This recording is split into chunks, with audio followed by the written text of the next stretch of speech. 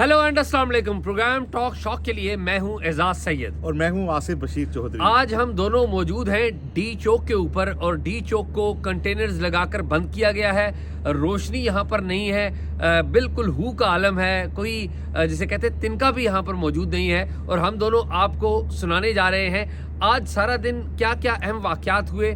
और फिर सबसे अहम ये कि आज वज़ीर दाखिला मोहसिन नकवी ने एक बड़ी ही बारीक और बड़ी बैनुसतूर बात की कि ये सब कुछ जो कुछ भी हो रहा है, यानी कि जो एहतजाज हो रहा है, इसके पीछे एक खुफिया हाथ है। तो हम बताएंगे आपको कि वो खुफिया हाथ क्या है। लेकिन उससे पहले पूरे दिन के वाक़यात, क्योंकि हम गुज़िश्ता रात भी यहाँ पर मौजूद थे और अलस सुबह बल्कि सारी रात हम रिपोर्टिंग करते रहे, मैं और आसिफ बशीर। तो आसिफ, मैं चाहूँगा कि जो गुज़िश्ता रात से हम शुरू करें कि जब बुशरा बीबी का काफ़िला 26 नंबर चुंगी के ऊपर था, हम यहाँ से रिपोर्टिंग कर रहे थे, मैं भी वहाँ पर गया, आप भी यहाँ पर चीज़ों को देख रहे थे। तो मेरे ख्याल में उधर से वाक़यात को शुरू करें, किस तरतीब से आपने देखे मैं बताता हूँ और फिर उसके ऊपर चलते हैं। जी एजाज, मैं आपको थोड़ा सा वो बताता हूँ जो कल मैंने खबर की थी कि मुज़ाकरात हो रहे हैं और एक राउंड हुआ है और कुछ ऑप्शंस दिए गए हैं और इस बात की तरदीद की जा रही थी कि कोई मुज़ाकरात नहीं हुए। पीटीआई की साइड से भी कुछ लोगों ने कहा, बाज़ हुकूमत की साइड के लोगों ने भी कहा कि हमारी तो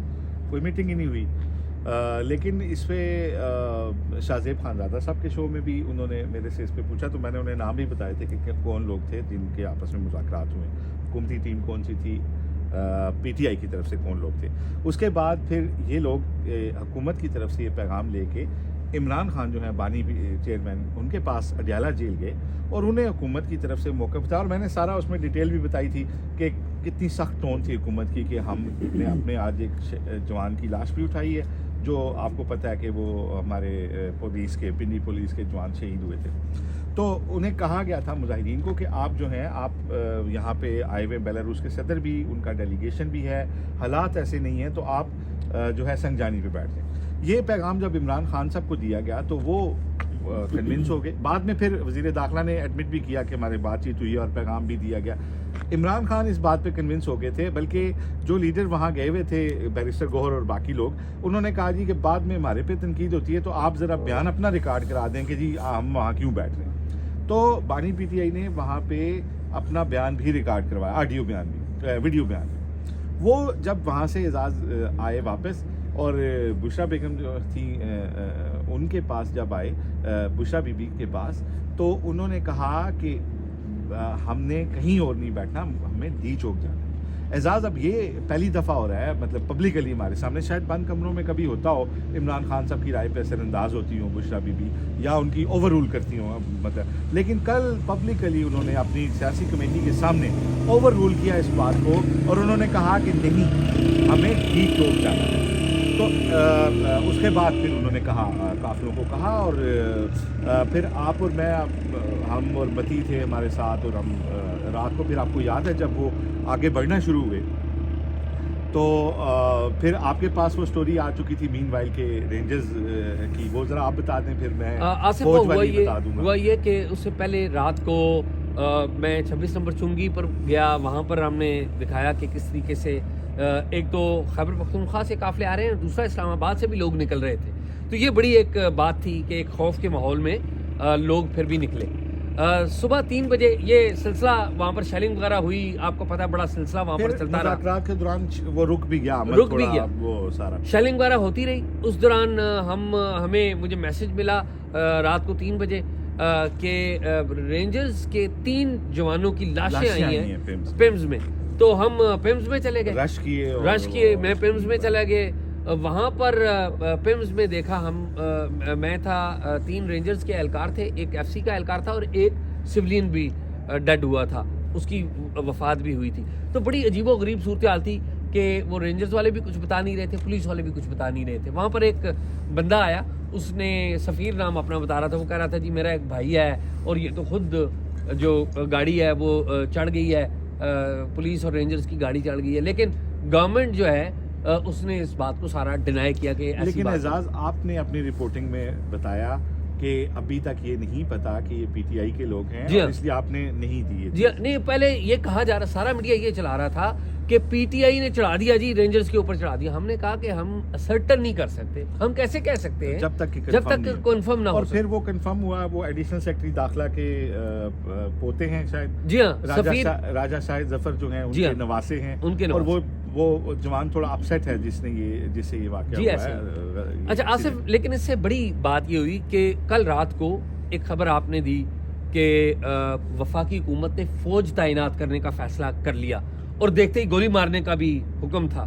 تو ظاہر ہے یہی سارا میدان تھا اور سارا دن میدان. یہ ذرا بتائیں کہ یہ کیا ہوا. جی, اس کے بعد پھر میں, کیونکہ اعزاز یہاں ڈراپ ہوا تھا, میری تو نائٹ وہ تھی اس طریقے سے ڈی چوک میں, تو میں نے جب ادھر ادھر رابطہ کیا تو پتہ چلا کہ اس طریقے سے نوٹیفیکیشن کر دیا گیا, اور اس کی لینگویج بھی بڑی سخت ہے, اور اس میں لمیٹڈ کرفیو کا آپشن بھی دیا گیا ہے, اس میں انہیں شوٹ ایٹ سائٹ کے لیے بھی امپاور کیا گیا, جو کہ بڑا ہی ایکسٹرا آرڈنری ہے. اچھا آصف, آپ کی بات بالکل درست ثابت ہوئی. اس رات کل رات کو گزشتہ رات ہم جاگتے رہے. میں نا صبح آصف اٹھ کے میں ڈپلومیٹک انکلیو گیا, ہمارے ایک دوست ملک کے ایک سفارتکار جو ہیں ان سے مجھے کوئی کام تھا, تو میں ان سے ملنے چلا گیا. ذرا ان سے میں ملنے گیا تو میں رستے میں کیا دیکھتا ہوں کہ جتنی بھی فوج ہے, ہماری فوجی دستے ہیں, وہ ہمارے ریڈ زون میں پارلیمنٹ ہاؤس کے سامنے اور دیگر اہم مقامات کے اوپر وہ لگے ہوئے ہیں. فوج ظاہر ہے اپنی ڈیوٹی کر رہی ہے, اور یہاں پہ بھی فوج لگی ہوئی تھی. تو آپ کی جو خبر ہے, گو کہ نوٹیفیکیشن ابھی تک نہیں آیا, ہم نے دیکھا نہیں نوٹیفیکیشن میں کیا لکھا ہے. حکام نے, ڈی سی نے آپ کی بات کی تصدیق کر دی. اچھا, یہ ایک کام ہو گیا. لیکن صبح کے ٹائم ہی ہمارے پاس اطلاع آ گئی کہ جو قافلے ہیں وہ پاکستان چوک سے, یعنی کہ 26 نومبر چونکہ سے پاکستان چوک آ گئے تھے, پاکستان چوک سے وہ آگے بڑھنے لگ پڑے. پھر مجھے اطلاع ملی, ہماری نوشین ساتھی رپورٹر ہیں, انہوں نے بتایا کہ وہ تو 0 پوائنٹ پہنچ گئے ہیں. یہ دن تقریباً 2 بجے کی بات. اور پھر انہوں نے بتایا کہ وہ آگے بڑھ گئے. اور پھر ہم نے یہاں پر دیکھا, جس جگہ پر ہم موجود ہیں, یہاں پر لوگوں کا ایک گھمسان کا رن پڑا ہوا تھا. یہاں پہ رینجرز تھے, ان کو پیچھے دھکیل دیا, اور ایف سی. اچھا, اب میں آتا ہوں اصل پوائنٹ کی طرف. رینجرز کو پیچھے دھکیل دیا, اور بعد میں شام کو رینجرز نے یہ سارا علاقہ خالی کروا لیا ہے. یہاں پر جس جگہ پر ہم کھڑے ہیں یہ فضل حق روڈ ہے, یہ ڈی چوک بالکل یہ ڈی چوک کا حصہ ہے ٹیکنیکلی. کنٹینرز کے بالکل بیک پہ ڈی چوک ہے, جو ڈیسٹینیشن تھی پی ٹی آئی کی جانب سے دی گئی تھی کہ یہاں پہ پورے پاکستان سے قافلے پہنچے. ہمارے ساتھ طلعت ہمارے کیمرہ مین ہیں جو کہ ساری چیزوں کو دیکھ رہے ہیں, پروڈیوس بھی وہ کر رہے ہیں, ہمیں ہیلپ کر رہے ہیں. تو یہ جو ڈی چوک کے اوپر رینج, پہلے تو صبح وہ آئے, پی ٹی آئی کے مظاہرین آئے, انہوں نے رینجرز کو اور پولیس کو پیچھے دھکیل دیا, اور کافی دیر یہاں پر ایک میدان جنگ بنا رہا. جو کنٹینرز ہیں بڑے بڑے ان کو بھی ہٹایا. پھر بعد میں شام کو رینجرز نے اور پولیس نے یہاں پر فائر بھی ہم نے ہوتے ہوئے دیکھے ہیں, یہاں پر ٹیئر گیسنگ بھی ہوتے ہوئے دیکھی ہے, انہوں نے ان کو پیچھے دھکیل دیا ہے. اب یہ علاقہ دوبارہ حکومت کے, اسلام آباد انتظامیہ کے اور رینجرز کے اور پولیس کے کنٹرول میں ہے.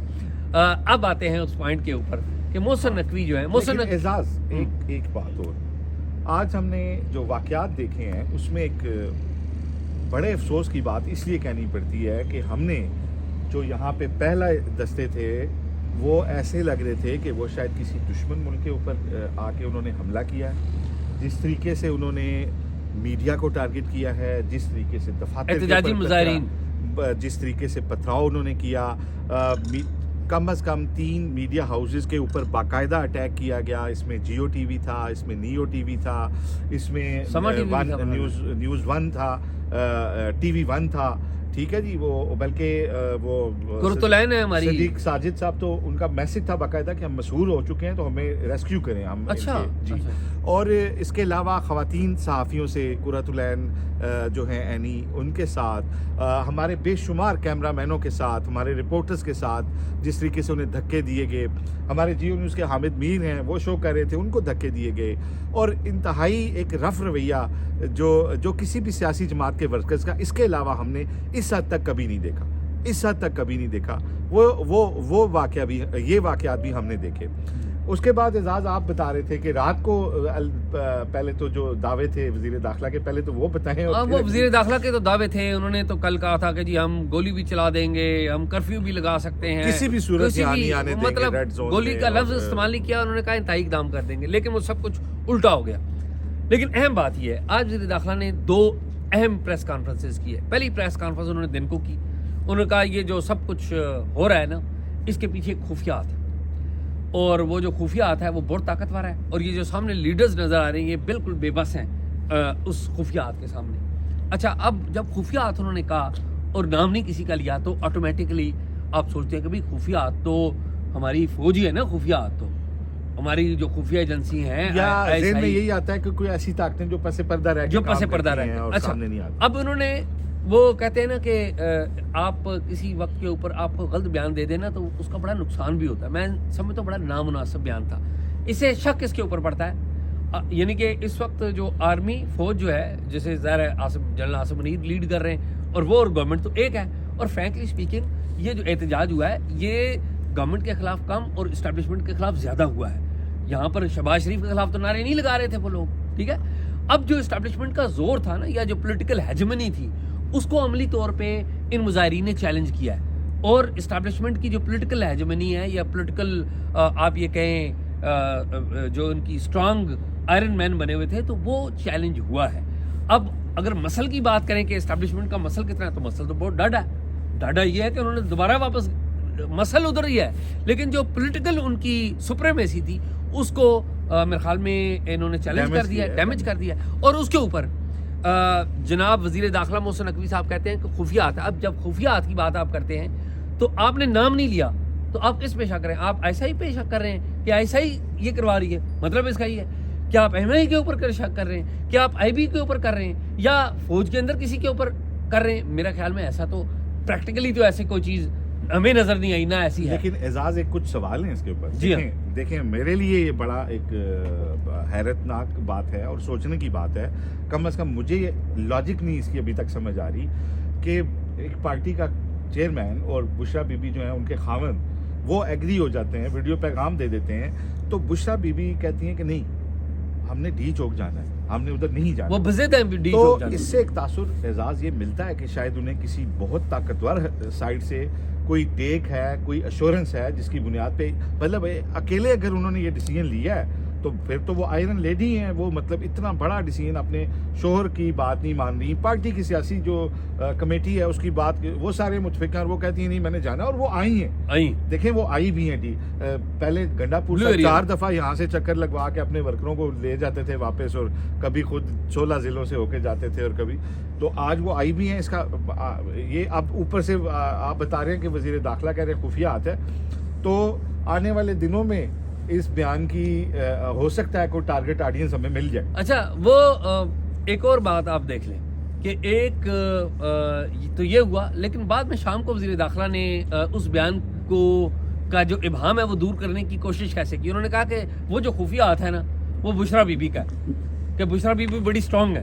شام کو انہوں نے پھر اس اپنے جو بیان کا جو ڈیمیج تھا وہ ڈیمیج کنٹرول کرنے کے لیے انہوں نے کہا جو وہ بشرا بی بی ہیں جو بڑی سٹرونگ ہیں اور وہ ان لیڈروں سے بھی ہیں تو میں ان کا نام لے رہا تھا. بیسیکلی وہ اپنا ڈیمیج کنٹرول کر رہے تھے.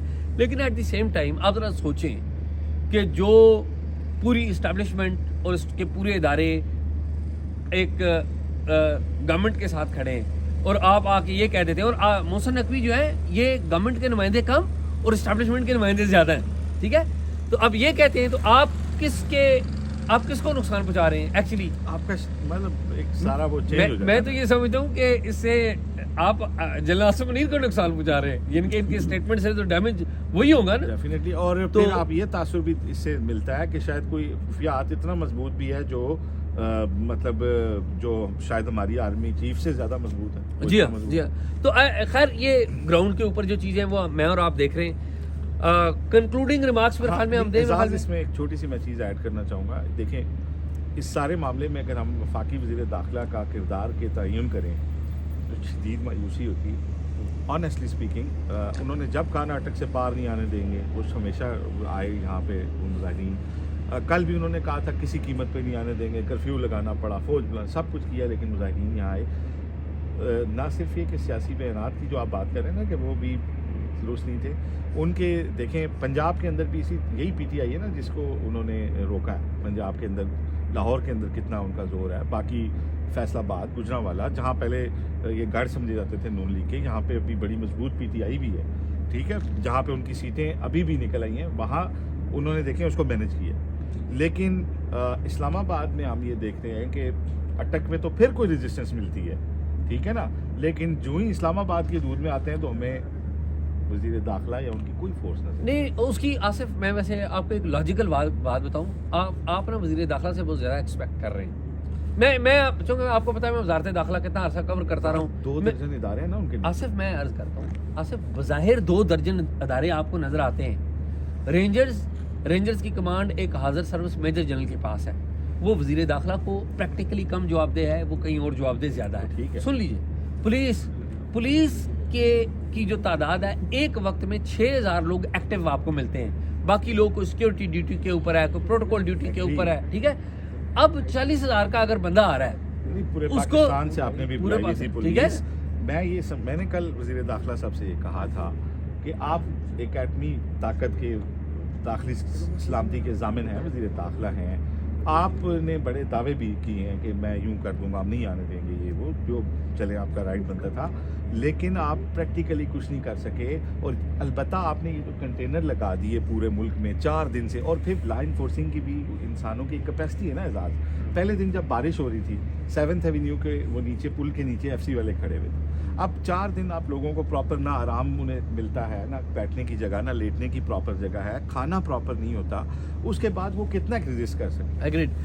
آصف میں یہ کہوں گا کہ جو اصل فیصلہ ہے اس کا نتیجہ کیا نکلے گا, اور اصل فیصلہ کا اگر میں کنکلوڈنگ ریمارکس دیتا ہوں اور پھر آپ دے دیجئے, یا اگر آپ دینا چاہتے ہیں تو پہلے آپ بات کریں. میرے خیال میں اصل فیصلہ جو ہے وہ یہ جو یہاں پر احتجاج ہو رہا ہے اسے کس طریقے سے نپٹنا ہے وہ راولپنڈی نے کرنا ہے. کیونکہ یہ جو سسٹم ہے آپ کو اچھا لگے یا نہ لگے, یہ سسٹم راولپنڈی اس میں ایک بہت بڑا کلیدی سٹیک ہولڈر ہے.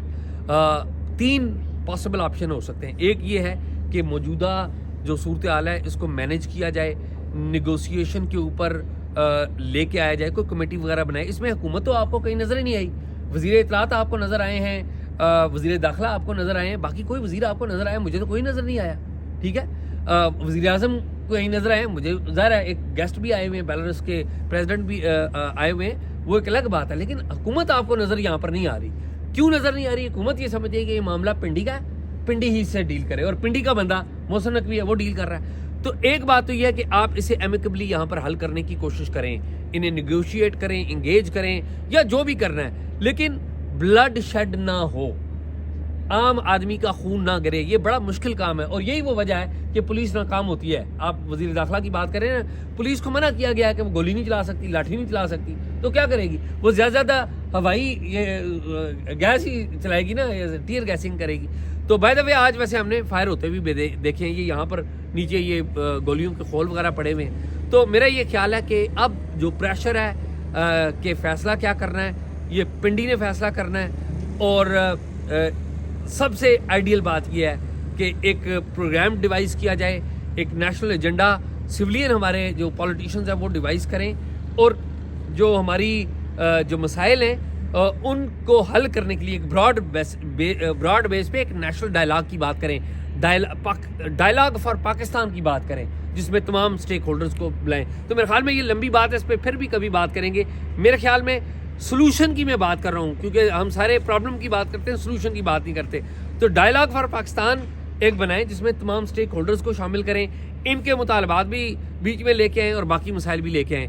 ظاہر ہے جو گورنمنٹ بیٹھی ہوئی ہے اس کے بھی کچھ مسائل ہیں, کچھ اسٹیبلشمنٹ کے بھی ہوں گے, ان کا پوائنٹ آف ویو بھی آئے گا. تو میرے خیال تو یہ. آصف آپ بتائیں. اعزاز, ایک بڑی واضح تفریق ہے وزارت داخلہ میں اور حکومت میں. وزیر داخلہ پارلیمان میں جواب دینے نہیں آتے, حکومت کی پالیسیوں کا دفاع کرنے نہیں آتے, حکومت لا اینڈ آرڈر کے معاملے پہ ریسکیو کرنے وزیر داخلہ کو نہیں آتی. وہ سمجھتی ہے جن کے بندے ہیں, جن سے احکامات لیتے ہیں, انہی وہ جانے اور یہ جانے, سیکیورٹی ان کا ذمہ ہے, ٹھیکہ ان کے پاس ہے. معاملہ یہ ہے کہ وزیر داخلہ جس کے نمائندے سب کو پتہ ہے, وزیر داخلہ خود کو جواب دہ بھی نہیں سمجھ رہے کسی کو, لیکن پریکٹیکلی ڈیلیور بھی کچھ نہیں کر پائے. اب مجھے یہ نظر آ رہا ہے یہاں پہ کوئی ڈائلاگ ہونے کی مجھے کوئی چانس لمبا چوڑا نہیں لگ رہا. مجھے لگ رہا ہے کہ کوئی آپریشن ہوگا, ان لوگوں کو پیچھے دھکیلا جائے گا بائی فورس. 111 بریگیڈ نے یہاں پہ اندر چارج دیا ہوا, اس سے آگے کسی بندے کو جانے کی اجازت نہیں ہے. ابھی تک آج کے دن انہوں نے جو بھی صورتحال تھی رات کو لینڈ آرڈر وہ انہوں نے کیا وہ سارے آپشنز کے اوپر دیکھ رہے ہیں. لیکن سی ڈی اے کو کہا گیا کہ آپ ساری لائٹیں بجھا دیں, اور اس امر کو تقویت مل رہی ہے کہ شاید کوئی آپریشن آج رات لانچ ہو, اور اگر آج رات نہ ہو سکا تو کل جو ہی ہمارے معزز مہمان واپس جائیں گے تو مجھے نظر آ رہا ہے کہ ایک آپریشن ہوگا. اگر کوئی بات چیت ہوئی بھی اس کے بعد شاید ہو. دوسری بات, انتظامیہ کو کہا گیا ہے کہ تمام ہوٹل بند کروا دیے گئے ہیں, دکانیں بند کروا دی گئی ہیں, اور ملحقہ اس ریڈ ڈی چوک سے ملحقہ تقریباً 8 کلومیٹر 7-8 کلومیٹر کے ریڈینس میں جتنے ہوٹل ہیں وہاں پہ بند کر دیے گئے ہیں, تاکہ نہ تو یہاں پہ کھانے کے لیے کوئی چیز اویلیبل ہو, نہ ہی رومز اویلیبل ہوں. اچھا, دوسری طرف جو لوگ آئے ہوئے ہیں جو کلثوم چوک تک بیٹھے ہوئے ہیں وہ اپنے ساتھ جو ہیں موبائل تندور لے کے آئے ہوئے ہیں, آٹا لے کے آئے ہوئے ہیں. خیمے ہم نے نہیں دیکھے لیکن سلیپنگ بیگز بہت سارے لوگ لے کے آئے ہوئے ہیں. دوسری طرف کسی نہ کسی لیول پہ انہیں یہ بات پہلے بتائی گئی تھی, اور ایک حد تک ان کے پاس ارینجمنٹ ہے کہ وہ اپنا اتنا سروائیو کر لیں کہ وہ چند دن یہاں گزار سکیں. موسم کی شدت آپ کے سامنے ہے, 8 سے 9 ڈگری ٹیمپریچر جو ہے وہ ہو جاتا ہے, شدید ٹھنڈ ہو جاتی ہے رات کو. اور اب ایک امتحان ہے, ایک فورس ادھر کھڑی ہے, ایک فورس ادھر کھڑی ہے. لیٹ سی کہ کلیش تو ایک مجھے نظر آ رہا ہے, اس کلیش کے بعد پھر دیکھا جائے گا کہ کس نے کس کے اوپر کتنا کنٹرول حاصل کیا, اور پھر اس کے بعد جو بات چیت ہوگی وہ اسی بنیاد پہ ہوگی, کیونکہ power talks to power. Power talks to power, اس میں کوئی ڈاؤٹ نہیں ہے. لیکن ایک بہت خطرناک بات یہ ہے کہ یہاں پر جو آنے والے لوگ ہیں زیادہ تر آپ 90% کہیں تو وہ خیبر پختونخوا سے آئے ہیں. ابھی تک پنجاب سے کوئی قافلے نہیں آئے. لگتا یہ ہے کہ اگر یہ پرولونگ کرے گا تو پنجاب سے بھی آئیں گے اور ظاہر ہے باقی جگہوں سے بھی قافلے آئیں گے. لیکن اگلے جو 2-3 دن ہیں یہ بڑے اہم ہیں, اور اس میں دیکھنا یہ ہوگا کہ جو اسٹیبلشمنٹ ہے وہ کیا کرتی ہے, اور ظاہر ہے پی ٹی آئی وہ کیا کرتی ہے. پی ٹی آئی نے جو کچھ کرنا تھا وہ کر لیا ہے, وہ یہاں پر آ گئے ہیں اور انہوں نے اسٹیبلشمنٹ کو چیلنج کر دیا ہے. اگر میں یہ کہوں گا جو پولیٹیکل ہیجمنی تھی اسٹیبلشمنٹ کی اس کو انہوں نے ڈیمیج کر دیا. تو لیٹس سی اگلے 3-4 دن میں کیا ہوتا ہے. یہ ظاہر چیزیں آگے چلیں گی, ہم آپ کو اپڈیٹ کرتے رہیں گے. اس وقت مجھے اور آصف کو اجازت دیجیے, اور اگر کوئی کمنٹ کرنا ہے تو ضرور کریے گا, اور اگر آپ نے ہمیں کوئی معلومات دینی ہے تو talkshop777@gmail.com پہ. اللہ حافظ.